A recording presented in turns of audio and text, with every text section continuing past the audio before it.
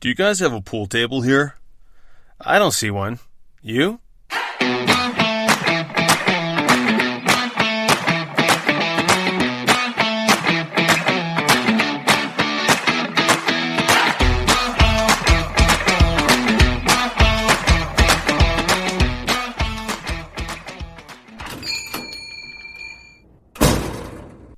What can I get you? Drunk? Welcome to episode 21 of Behind Bars, Cocktails, and Wasted Nights. Oh my God, I can't believe it. I'm your host, Greg.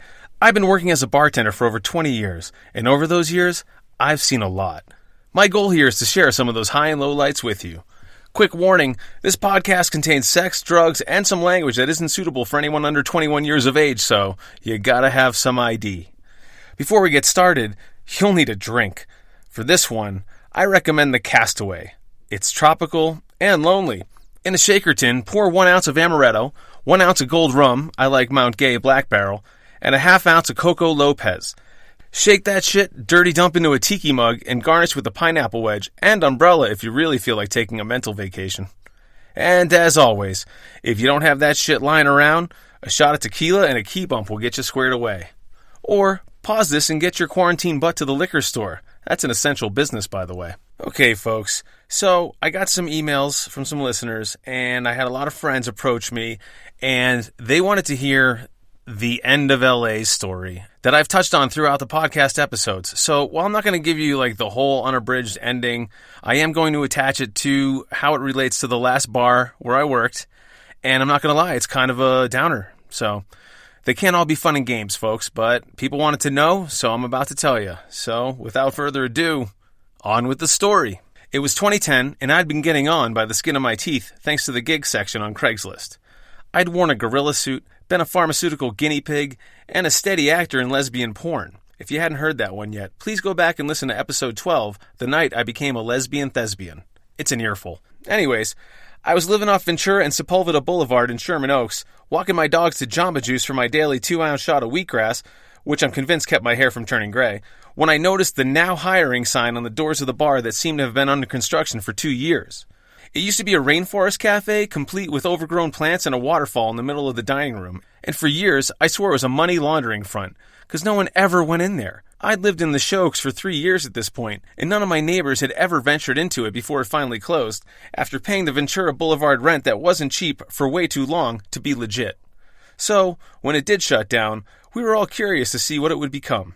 Personally, I didn't care if it was going to be a gay bar I would sling in while wearing tighty-whities. I needed a job, and I needed it to be right there. I'd fired my agent and manager, and just got fired from a kids' animated movie I was writing for a German production company. That one hurt, because it was a Halloween movie, and as a writer or actor, you always want the holiday movie score just for the annual rebroadcast royalties. Total cash cow. Whoops. I should have been nicer to the producers about their notes, and not called one a fucking weasel, but my inner Boston temper had reared its ugly head one too many times. My bad. In any case, I needed work, and if it was back behind bars, so be it. I downed my delicious shot of mowed lawn, walked my 2 pups home, and got my resume together. I emailed it and got an interview for the next day. I walked into the former Jungle Bar and was super impressed. It was gunmetal gray and shiny, had tons of space with that waterfall gone, an impressive row of TVs, and the S-shaped bar had been built by someone who'd actually had a career bartending. To this day, that bar had been the only one I'd ever worked in where speed and efficiency had been taken into account in the design. Speed racks and back bar on and beside the wells. 1 pivot to the POS, no more than 3 steps to a reach-in cooler, and at the dogleg point and service well, you were still only maybe 7 or 8 steps from the taps.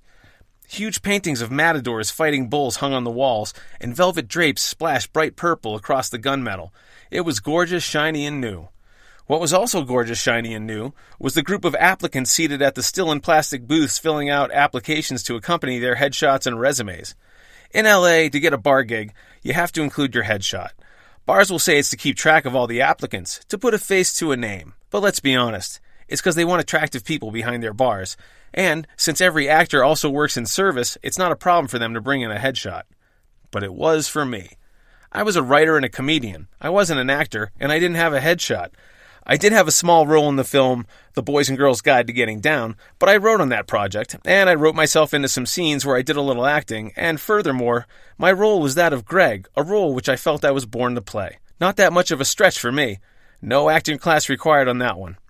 That movie's available on Amazon, BT dubs. I'm the guy in the red jacket with the Enjoy Cocaine shirt and the cassette tape belt buckle, in case you're curious. Don't worry, it's not a shameless plug, because even with the rental, I don't get royalties, which is another fucked up story for another time. Anyways, this pool of potential applicants was gorgeous. Seriously, I started to worry about the same old application process happening that always happened at open interviews in LA.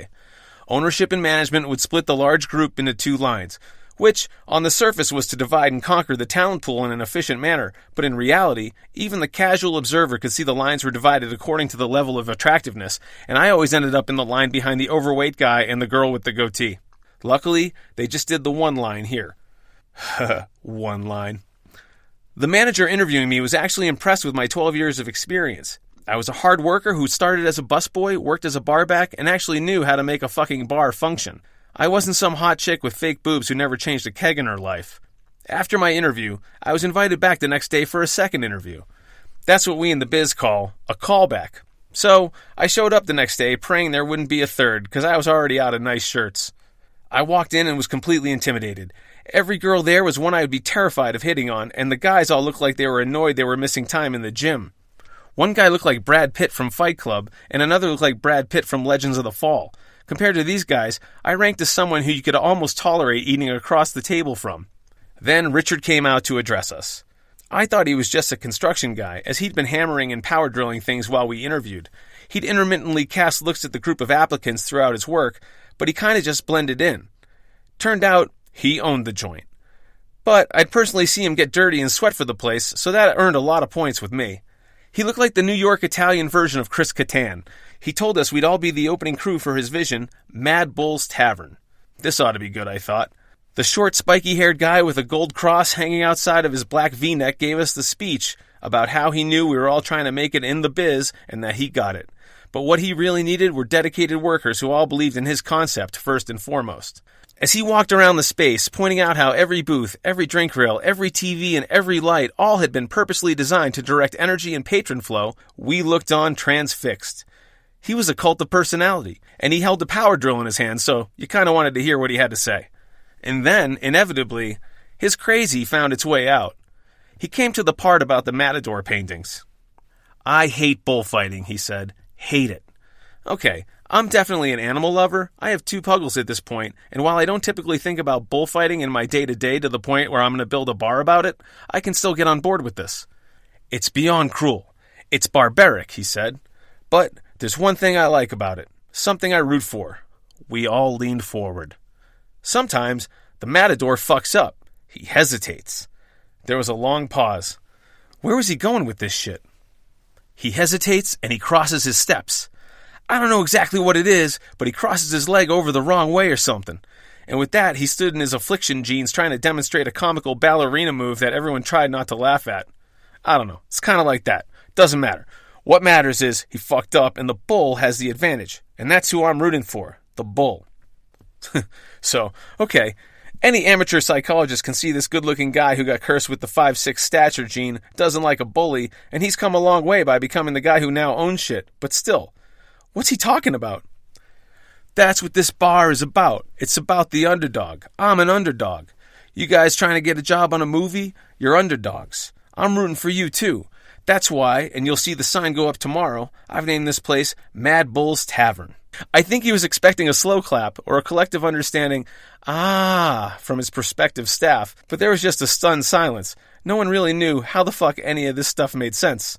After uncomfortable silence, he continued. Anyways, you guys have been picked to make my dream happen. We have our soft opening this weekend, so check in with your managers for your schedules. We'll see you Thursday. Now that the weird speech was over, we clapped. Dave, a hipster wearing a blazer and capri pants, approached me. Hey, Greg, he said. What's up, Dave, I asked. So, we love all your bar experience, but unfortunately we're completely staffed up here, so... Translation, you're not hot. Okay, I said, betraying zero semblance of my cage being rattled. But we definitely need a bar back. Does that work for you? Absolutely, I said. I just want to help out however I can, I lied. I don't usually lie about anything ever, unless it's a job interview, because that's where there's an understanding that both principals are full of shit and they're supposed to be. And other times I could lie, I always choose honesty. This has nothing to do with a moral compass. It's purely because I've partied too much and have zero ability to remember any lies I might have told you. Great, he said. See you Friday, he said. Can't wait. I smiled as I headed back home to take my dogs to the park. The truth was, I would have handed out mints in the men's room because this place was 2 blocks from my apartment, and not having to commute at least a half hour to work anywhere in LA, especially at the 405 and 101 exchange, was unfucking heard of. Plus, I had something up my sleeve. They wouldn't have to wait until Friday to see me. They'd be seeing my ass on Thursday. Thursday rolled around, and I re-ironed my first job interview blue shirt. The soft opening was at 7. I showed up at 8 p.m. as the best-dressed busboy they'd ever seen. I walked into the shit show I'd fully expected and immediately stacked dirty plates into my hands, greeting who must have been Richard's investors, friends, and family. As I made my way toward the kitchen with my dirty plates, Richard, stressed out with a drink in one hand, stopped me. "Hey kid, we don't have you till tomorrow. What are you doing?" he asked. I had my response ready to go. Nothing much, just I've opened 5 bars in my life. Everyone's a disaster, until it isn't. I figured you could use an extra pair of hands. Until it isn't. He smiled and patted me on the back. "Okay, I appreciate it. You don't have to do this, you know." I motioned to the tables in need of bussing and service. "Yeah, let me get 61, 63, and 64, and I'll check back in with you." He took a look at the server in the weeds, desperately trying to take an order and clear a table at the same time. "Okay, go for it," he said. And with that, I became the Mad Bull Tavern's most valuable player. I worked all night, changing kegs, taking tables, and afterwards I restocked beer, wine, and did glasses while the gorgeous bartenders counted cash. Thanks a lot, mans, were laden on me as I unloaded a case of microbrews into the reach-in. Don't mention it, I said. I'm bar backing tomorrow and just want to make sure I'm in a good spot. Yeah, I was laying it on thick and it was dangerous because Lord knows I couldn't maintain the bar set this high, but I needed bartender money to catch up on all the debt I'd accrued since being out of steady work for a year and a half. Friday night rolled around, and I was bar backing, and sure as shit, when you open a place, the wheat get weeded out and the cream rises to the surface. One hot bartender girl freaked out under the pressure and walked out mid-shift, and I was immediately promoted into her spot. I slung booze and backed the bar, and with the late start and divided duties, I still outrang another bartender. Amazing what actual hunger will do to your work ethic. I didn't know much about bulls, but I was a fucking Rottweiler that bit down and wouldn't let go of this job. Long story short, I was a busboy Thursday and was a bartender in charge of inventory by Sunday. But there still was that good looks thing. I didn't fit in.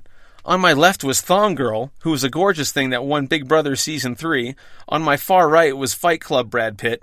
And near right was Frankie, the guy who starred in all the Skinamax movies. Girls would always recognize him, and that's how I found out what his side gig was. "Oh my god, you don't know who that is? Don't you watch Skinamax?" they'd ask. No, I said. There's hardcore porn on the internet for free, so... I had more experience behind a bar than all of them combined, but still, patrons would look at their bartender options and finally settle on me and say... can you make drinks? What am I, a fucking burn victim, I thought? Was I Eric Stoltz in Mask, for fuck's sake? Yes, I can make drinks. Faster and better than these models, too, I bet. Well, my self-esteem took nightly hits. My bank account grew exponentially. I was averaging $500 a night, and I got to keep my clothes on. It was awesome. We had regulars like Nick Lachey, Shia LaBeouf at the height of his erratic behavior, and even a supposedly sober former member of New Edition come in for a hefty amount of Grey Goose on the rocks a few notable times. And there were some trips to the bathroom. Anyway, it was a quick walk there. I'd get crushed, make 5 to 6 sticks, and then I walked home. It was perfect. So naturally, I'd fuck it all up. I worked with Sydney, who was a short little firecracker of Egyptian descent from North Carolina. I called her a redneck terrorist. She was an opera singer who could crush the well and fucking outring me in the process. Total assassin. Unreal. Once I got so mad at myself for not outringing her, I threw $450 in tips out the car window because I felt I didn't pull my weight. Self-hate much? Any hoozlebees. We always got hammered on football Sundays when we'd arrive at 8 a.m. after a 4 a.m. Saturday night exit because of the early West Coast games, start drinking micheladas and tequila, get blow around noon, and stagger out at 4 p.m. to take naps. Thursdays, I'd work with the Thong Girl. We'd bank around 600 to 700 and polish off a bottle of Jameson in the process. I got drunk to the point where I'd get a ride home for those 2 blocks, and sometimes we'd make out. It was awesome. Then there were Friday and Saturday nights where I shared a register with Elizabeth, who was a hot little number that was a great bartender, unexotic dancer, and a single mom, and the beginning of my end. In bars, when you work that close to someone of the opposite sex, or whatever sex you're attracted to, the following conversation inevitably happens while you're in the trench facing away from the crowd. And that conversation is this. "Wanna fuck after work?" Yup. That's pretty much the question she asked and the answer I gave. We started dating and it was great, but eventually between my dogs, work,